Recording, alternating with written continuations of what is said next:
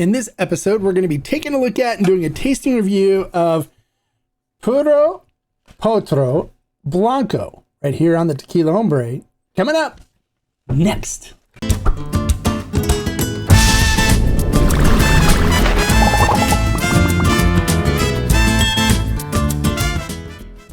Hello and welcome to this episode of the Tequila Hombre, where today we're going to be taking a look at and doing a tasting review of Puro Potro Blanco, where this Blanco was sent to me by the brand for an honest and unbiased review. Now, the people that actually put this tequila together are the same people that bring you Cabal. And I was talking with the owner of the brand at a recent event. We were talking about the projects and stuff he's been working on. And one of the things that I really like about what he's doing is when he comes out with something, you know, originally, like he experiments with different yeast to see what kind of flavor profiles and stuff he can develop, and working with different things, different temperatures and different fermentation techniques and stuff to really generate the best kind of flavor possible. And I'm a big fan of that. As you guys know, if you watch my episodes, I talk about how fermentation is important. And I think that in the industry in general, more attention needs to be paid to fermentation and watching the yeast profiles and the temperatures we do. And I did a big thing on wine and how wine and tequila are very similar, except the fact that, you know, tequila really doesn't, they really don't pay attention that much and try to regulate temperatures. Where on this, he was working with different yeast profiles and working with temperatures and really trying to develop a really nice Blanco and a really nice tequila line. And he's made some changes to the Cabal line. And I've got a newer bottle of Cabal that I'll be doing a review of here pretty soon. But today we're going to be taking a look at the Puro Potro project, which he just recently came out with. Now, this comes out of NOM 1514. This distillery, you know, you can't really look at what this distillery's done and gauge the quality of this because that the owner of Cabal was basically involved in this and working with them on doing different things. So it's not their standard protocol or standard things that they do. They use an autoclave to cook the agave for this project. After the agave are cooked, they then use a roller mill to extract the sugars from them, and then a stainless steel tank to ferment in. After fermentation is complete, they then twice distill using stainless steel stills with copper coils, and they bottle it at 42% alcohol by volume. Now, it is a liter bottle that they sent me, and I think it's a standard liter bottle that they send this out in. And the price on it is around $30 for a liter of Blanco. So that's a good price for a liter of Blanco. So let's not waste any more time. Let's get into the tasting portion and see what this Blanco is all about. All right, so let's go ahead and pop this open. This is a first taste of this. I have not had any yet.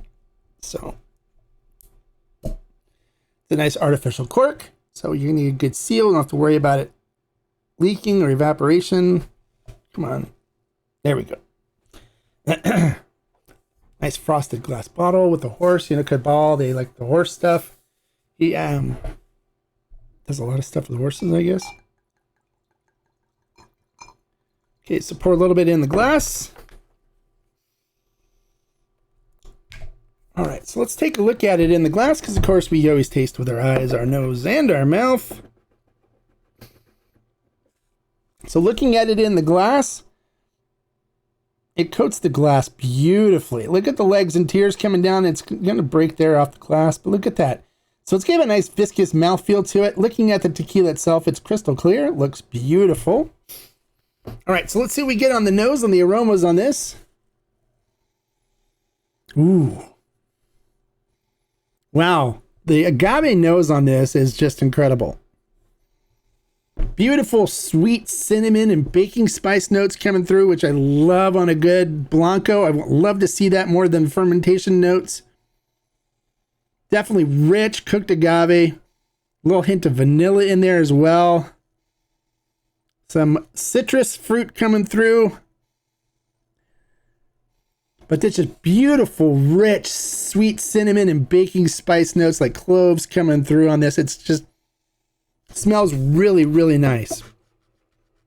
All right, so this is my first sip of tequila for the day. So I will get my mouth acclimated to 42% alcohol by volume. So bear with me for a second.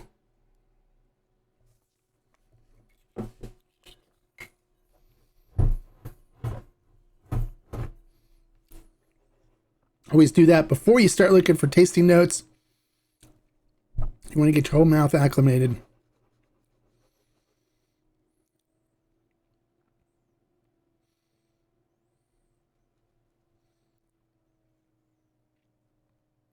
Okay, we're good to go. Salud.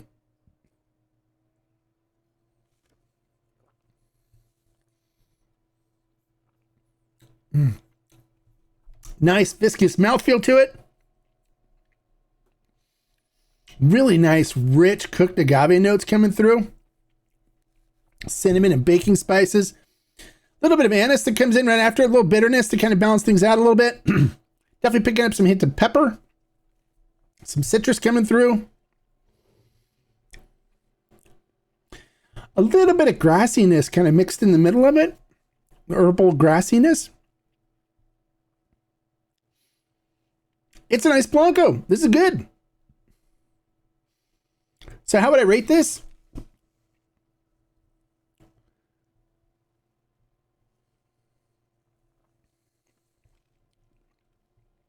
Really nice cooked agave notes coming through.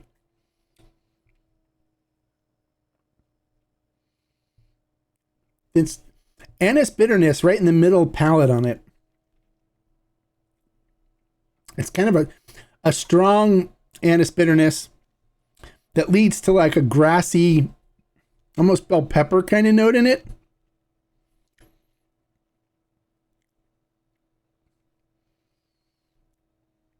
And that kind of lingers for a while. And then it's kind of mixed with the sweet cinnamon notes in there as well. It's nice. I would give it a solid 4 agave. I would recommend this. If you're somebody that doesn't like the anise bitterness part of it, this may be a little too much for you. I don't mind it. It kind of balances out the sweet cooked agave notes in it. But for a $30 price for a liter of it, it's a good deal. It's a bargain. Definitely would make great cocktails. I definitely would use this for mixing. Definitely would make a good margarita, as well as other tequila-based cocktails. This would make a great budget option as well for aging using the Beyond Barrel aging staves. So I recommend it. It's good. It's good. Is it amazing? Is it the best that I've ever had? No, it's not. But it's delicious, and it's a good deal for $30 a bottle. So I'd recommend it. Well, there you go. If you like the information I shared in this video, make sure you click the thumbs up and give me a like. If you're new to the channel, bienvenido, welcome. We always love having new people join us here on the Tequila Hombre family.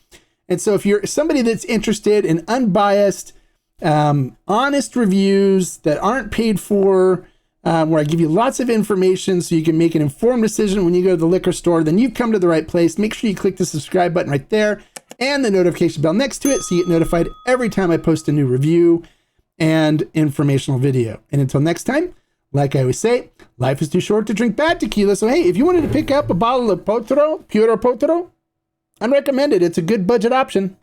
Salud. Bye, guys.